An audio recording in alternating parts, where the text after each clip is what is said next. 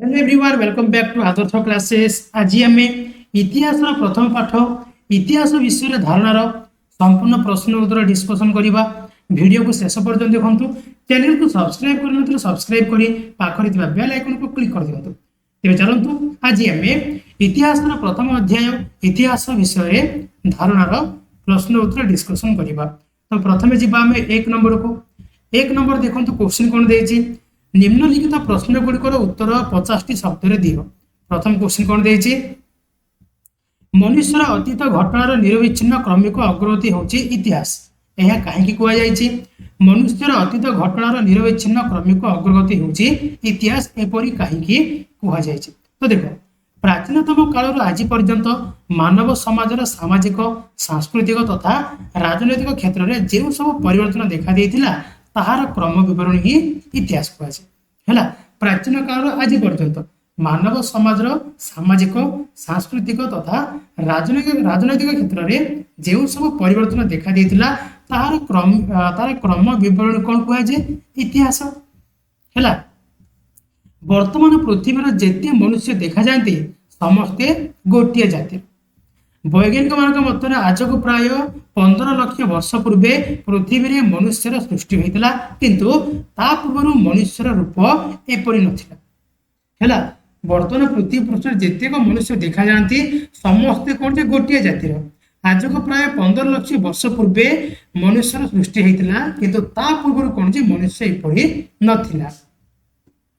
नृ बानर मानक क्रम विकास घटी मनुष्य सृष्टि होता सही जातिर गिबन ओरांगुटांग गरिला सिंपाजी मैंने एबे पृथ्वी रे देखा जाते। नृ बानर मानक क्रम विकास घटी घटी के मनुष्य सृष्टि होते और सही जातिर बर्तमान किए किए देखा जाती गिबन ओरांगुटांग गरिला सिंपाजी है। बर्तमान कौन पृथ्वी पृष्ठ रे देखा जाते।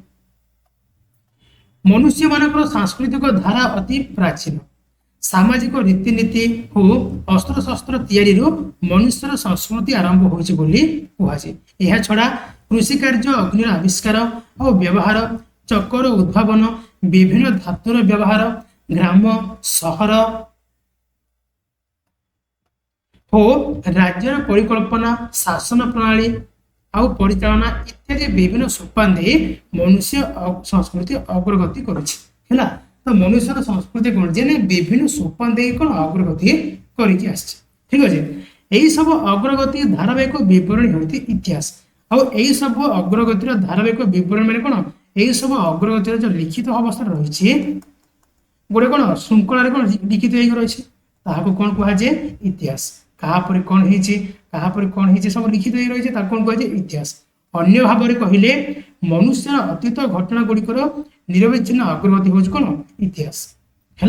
मनुष्यर अतीत घटना गुड़िकर निरविच्छिन्न अग्रगति निरविच्छिन्न कौन अग्रगति माने कौन स्टेप बाय स्टेप जो कहा पर कौन से सब कौन कहुए इतिहास कहुए।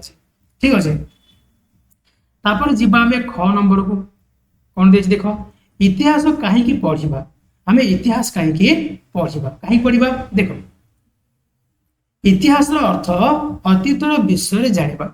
अन्य अर्थ इतिहास होउछि एक वास्तव घटनावली जहाँ अतीतर बास करुवा मनुष्य मानकर जीवन जापन प्रणाली विषय आलोचना करे है।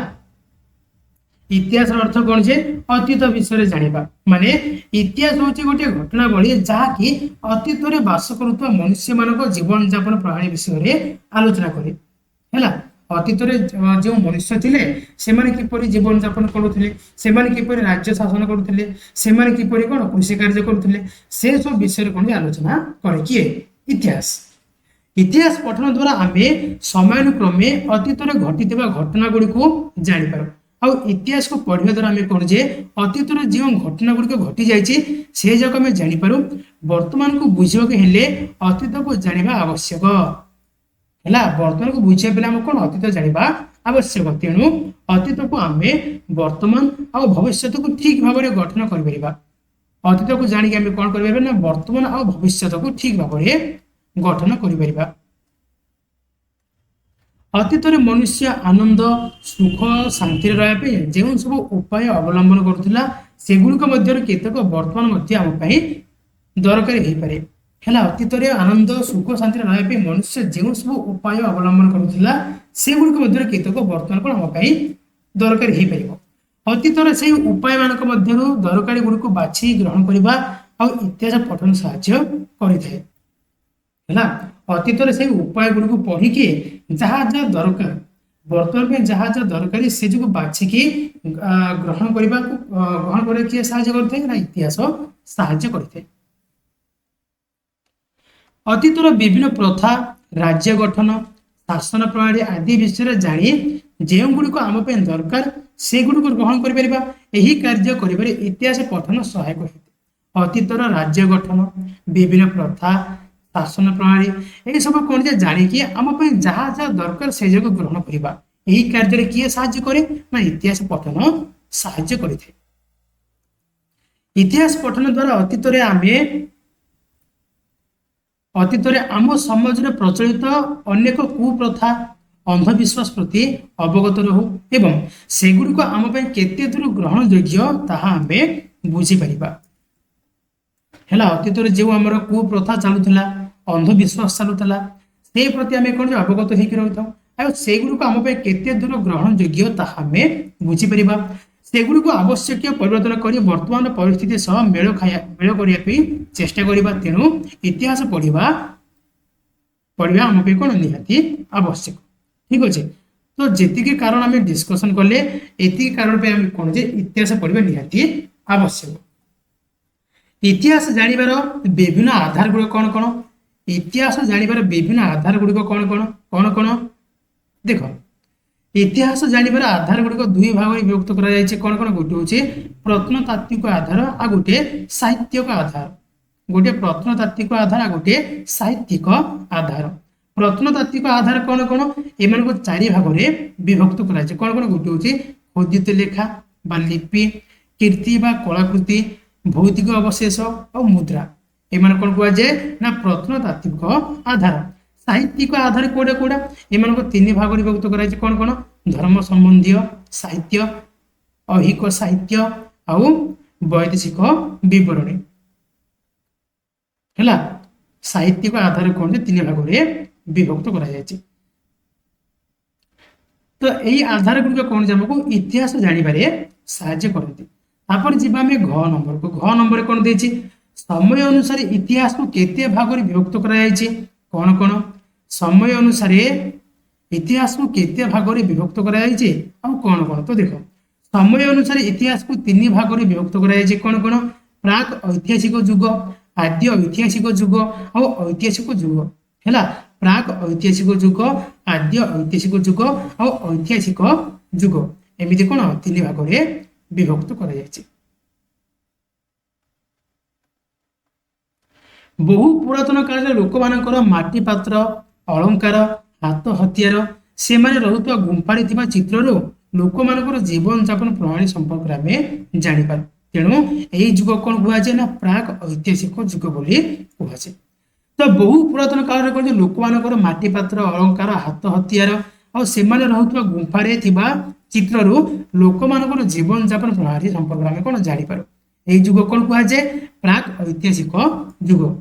ମନୁଷ୍ୟ ଲେଖି ଶିଖିବା ପରେ ବିଭିନ୍ନ ଘଟଣାକୁ ଯେବେଠାରୁ ଲେଖା ଦ୍ୱାରା ପ୍ରକାଶ କରିପାରିଲା ସେହି ସମୟକୁ ଆଦ୍ୟ ଐତିହାସିକ ଯୁଗ କୁହାଯାଏ। ହେଲା ଯେମିତିକି ସିନ୍ଧୁ ନଦୀ କୂଳରେ ଏହି ସମୟରେ ଏକ ସଭ୍ୟତା ଗଢି ଉଠିଥିଲା ଯାହାର ନାଁ କଣ ଥିଲା? ହରପ୍ପା ଆଉ ମହେଞ୍ଜୋଦାରୋ। ଠିକ ଅଛି ତେବେ ମନୁଷ୍ୟ ଲେଖି ଶିଖିବା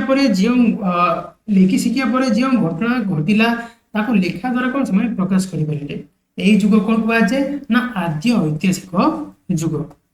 ହେଲା ଲେଖାର ଉନ୍ନତି ହେବା ପରେ ମନୁଷ୍ୟ ବିଭିନ୍ନ ଘଟଣାକୁ ପଥର କାନ୍ଥ ଖମ୍ବ ତମ୍ବା ପଟ୍ଟା ହେଲା ତାଳପତ୍ର ମାଟି ପାତ୍ର ଇତ୍ୟାଦିରେ ଲେଖିପାରିଲେ। ଯେତେବେଳେ ଲେଖାର ଉନ୍ନତି ହେଲା ତାପରେ ଲୋକମାନେ କଣ କଲେ ନା ପଥର କାନ୍ଥ ଉପରେ ଲେଖିଲେ ଖମ୍ବ ଉପରେ ଲେଖିଲେ ତମ୍ବା ପଟ୍ଟା ଉପରେ ଲେଖିଲେ ତାଳପତ୍ର ଉପରେ ଲେଖିଲେ ମାଟି ପାତ୍ର ଉପରେ ଲେଖିଲେ। ହେଲା ଏହି ସମୟକୁ କଣ କୁହାଯାଏ ନା ଐତିହାସିକ ଯୁଗ କୁହାଯାଏ। ଠିକ ଅଛି ଏମିତି କଣ ଆମର ଇତିହାସକୁ ତିନି ଭାଗରେ ବିଭକ୍ତ କରାଯାଇଛି।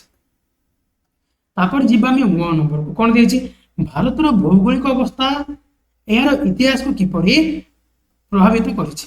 ଭାରତର ଭୌଗୋଳିକ ଅବସ୍ଥା ଏହାର ଇତିହାସକୁ କିପରି ପ୍ରଭାବିତ କରିଛି?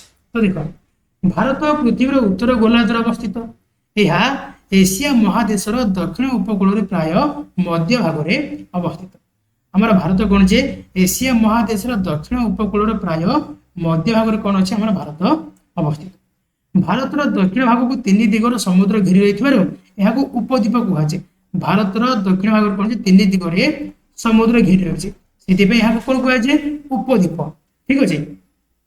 ଆଫ୍ରିକା, ଅଷ୍ଟ୍ରେଲିଆ, ୟୁରୋପ ଠାରୁ ଭାରତ ପ୍ରାୟ ସମାନ ଦୂରରେ ରହିଛି। ଆଫ୍ରିକା ଠାରୁ ହେଲା, ଆଫ୍ରିକା, ଅଷ୍ଟ୍ରେଲିଆ ଆଉ ୟୁରୋପ ଠାରୁ କଣ ଯେ ସମାନ ଦୂରତାରେ ଭାରତ ରହିଛି। ହେଲା, ପ୍ରାଚୀନ ସଭ୍ୟତାର ବିକାଶଶୀଳ ଦେଶ ଗୁଡିକ ଭାରତର ସୀମାକୁ ଲାଗି ବା ଭାରତ ଠାରୁ ଅତି ଦୂରରେ ରହିଛନ୍ତି। ପ୍ରାଚୀନ ସଭ୍ୟତାର ବିକାଶଶୀଳ ଦେଶ ଗୁଡିକ ଭାରତର ସୀମାକୁ ଲାଗିକି ଅଛନ୍ତି ବା କଣ ଅଳ୍ପ ଦୂରରେ ରହିଛନ୍ତି। ଭାରତର ଉତ୍ତର ପୂର୍ବ ସୀମାରେ ଚୀନ, ଉତ୍ତର ପୂର୍ବରେ କିଏ ଅଛି ନା ଚୀନ ଅଛି। ପଶ୍ଚିମରେ ଇରାନ ଆଉ ଇରାକ, ଇସ୍ରାଏଲ, ମିଶର, ଗ୍ରୀସ ଏମାନେ ସବୁ କଣ ଯେ ଭାରତ ଠାରୁ ଅତି ଦୂରରେ ଅବସ୍ଥିତ। ଏହିପରି ଭାବରେ ଭାରତର ଭୌଗୋଳିକ ଅବସ୍ଥା ଏହାର ଇତିହାସକୁ ପ୍ରଭାବିତ କରିଥାଏ। ହେଲା, ତାପରେ ଯିବା ଆମେ ଚ ନମ୍ବର କଣ ଦେଇଛି? ଭାରତର କେଉଁ ଦୁଇଟି ପ୍ରାକୃତିକ ବୈଶିଷ୍ଟ୍ୟ ବିଶେଷ ପରିମାଣରେ ଭାରତର ଇତିହାସକୁ ପ୍ରଭାବିତ କରିଛି? କାରଣ ସେ ଉଲ୍ଲେଖ କର। ଭାରତର କେଉଁ ଦୁଇଟି ପ୍ରାକୃତିକ ବୈଶିଷ୍ଟ୍ୟ ବିଶେଷ ପରିମାଣରେ ଭାରତର ଇତିହାସକୁ ପ୍ରଭାବିତ କରିଛି? କାରଣ ସେ ଉଲ୍ଲେଖ କର। ଦେଖ, ଭାରତର ଇତିହାସକୁ ଏହାର ପ୍ରାକୃତିକ ବିଭାଗ ଗୁଡିକ ଅନେକାଂଶରେ ପ୍ରଭାବିତ କରିଛି। ହେଲା, ସେଥିମଧ୍ୟରୁ ପାର୍ବତ୍ୟ, ନଦୀ ଉପତ୍ୟକା ସମୂହ ଦୁଇଟି ପ୍ରଧାନ କୋଉଟା ପର୍ବତ ଆଉ ନଦୀ ଉପତ୍ୟକା। ଭାରତର ଉତ୍ତର ସୀମାରେ ଅବସ୍ଥିତ ଅଚ୍ୟୁତ ହିମାଳୟ ପର୍ବତ ଶ୍ରେଣୀ କେନ୍ଦ୍ର ଏସିଆ ଠାରୁ ଭାରତକୁ ପୃଥକ କରୁଛି। ହେଲା, କେନ୍ଦ୍ର ଏସିଆ ଠାରୁ ଭାରତକୁ କିଏ ପୃଥକ କରୁଛି? ନା ଆମର ହିମାଳୟ ପର୍ବତ ଶ୍ରେଣୀ। ହେଲା, ଏମିତି ଆମର ଷ୍ଟାର୍ଟ ହେଇକି ଏମିତି ସରିଛି ନା, ଉତ୍ତରରୁ ପୂର୍ବ ଯାଏ ଏମିତି ଅଛି। ହେଲା, ତ ଇଏ କଣ କରୁଛି ଆମର ନା କେନ୍ଦ୍ର ଏସିଆ ଠାରୁ କଣ ଆମକୁ ପୃଥକ କରୁଛି। ହିମାଳୟ ପର୍ବତମାଳାର ପାଦଦେଶୀୟ ଅଞ୍ଚଳ ଓ ଉପତ୍ୟକା ଅଞ୍ଚଳରେ ମୃତ୍ତିକା ଉର୍ବର ଏବଂ ଜଳ ସମ୍ପଦରେ ପରିପୂର୍ଣ୍ଣ। ହିମାଳୟ ପର୍ବତମାଳାର ପାଦଦେଶୀୟ ଅଞ୍ଚଳ ଆଉ ଉପକୂଳ ଅଞ୍ଚଳ କଣ ଯେ ଉପତ୍ୟକା ଅଞ୍ଚଳ ଉର୍ବର ମୃତ୍ତିକାରେ ପରିପୂର୍ଣ୍ଣ ଆଉ ଜଳ ସମ୍ପଦରେ ପରିପୂର୍ଣ୍ଣ। ଏହି ସବୁ ସୁବିଧା ଥିବାରୁ ଏହି ଅଞ୍ଚଳର କୃଷି କାର୍ଯ୍ୟ ଉପଯୋଗୀ ଆଉ ଘନ ଜନବସତି ଦେଖାଯାଏ। ଯେହେତୁ ସବୁଙ୍କର ସୁବିଧା ଅଛି, କଣ କଣ ଆମର ମୃତ୍ତିକା ଉର୍ବର ଅଛି, ଜଳ ମିଳିଯାଉଛି। ହେଲା, ତ ସବୁ ପ୍ରକାର ସୁବିଧା ଥିବାରୁ କୃଷି କାର୍ଯ୍ୟ ଉପଯୋଗୀ ହେଇଥିବାରୁ ଏଠାରେ କଣ ଯେ ନା ଘନ ଜନବସତି ଦେଖାଯାଏ। ଅଚ୍ୟୁତ ହିମାଳୟ ପର୍ବତମାଳା ଅତିକ୍ରମ କରି ଉତ୍ତର ଦିଗରୁ ଭାରତକୁ ପ୍ରବେଶ କରିବା କଷ୍ଟକର। ଆଉ କଣ ଏହି ହିମାଳୟ ପର୍ବତମାଳା କଣ ଅତିକ୍ରମ କରିକି ଉତ୍ତର କଣ ଭାରତକୁ ପ୍ରବେଶ କରିବା ବହୁତ କଷ୍ଟକର। କିନ୍ତୁ ଉତ୍ତର ପଶ୍ଚିମ ଭାଗରେ ଥିବା ପାର୍ବତ୍ୟ ଅଞ୍ଚଳରେ କେତେକ ସଂକୀର୍ଣ୍ଣ ଗିରିପଥ ରହିଛି। ଏହି ଗିରିପଥ ଦେଇ ବିଭିନ୍ନ ସମୟରେ ଆକ୍ରମଣକାରୀ ଆଉ ବ୍ୟବସାୟୀ ପରିବ୍ରାଜକ ମାନେ ଭାରତକୁ ଆସିଛନ୍ତି। ଉତ୍ତର ପଶ୍ଚିମରେ ଏଇ ଭାଗରେ କଣ ଯେ କେତେକ ଗିରିପଥ ରହିଛି। ସେ ଗିରିପଥ ଦେଇ କଣ ଯେ ବେଳେ ବେଳେ ଆକ୍ରମଣକାରୀ ବ୍ୟବସାୟୀ ଆଉ ପରିବ୍ରାଜକ ମାନେ ଭାରତକୁ ଆସିଛନ୍ତି। ସେମାନେ ଆସିବା ଫଳରେ ସେମାନଙ୍କ ଚଳଣି, ଦର୍ଶନ, ଭାଷା, ସାହିତ୍ୟ ଆଦି ଦ୍ୱାରା ଆମେ କଣ ଆମ ସଂସ୍କୃତି ପ୍ରଭାବିତ ହେଉଛି।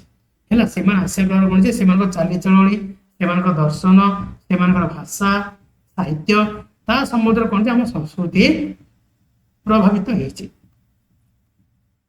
ଆମ ଦେଶରେ ହିମାଳୟ ପାର୍ବତ ଅଞ୍ଚଳ ଓ ଦକ୍ଷିଣ ଭାରତ ମାଳଭୂମି ମଧ୍ୟରେ ଏକ ବିସ୍ତୀର୍ଣ୍ଣ ସମତଳ ଅଞ୍ଚଳ ପୂର୍ବ ପଶ୍ଚିମ ହେଇକି ଲମ୍ବି ରହିଛି।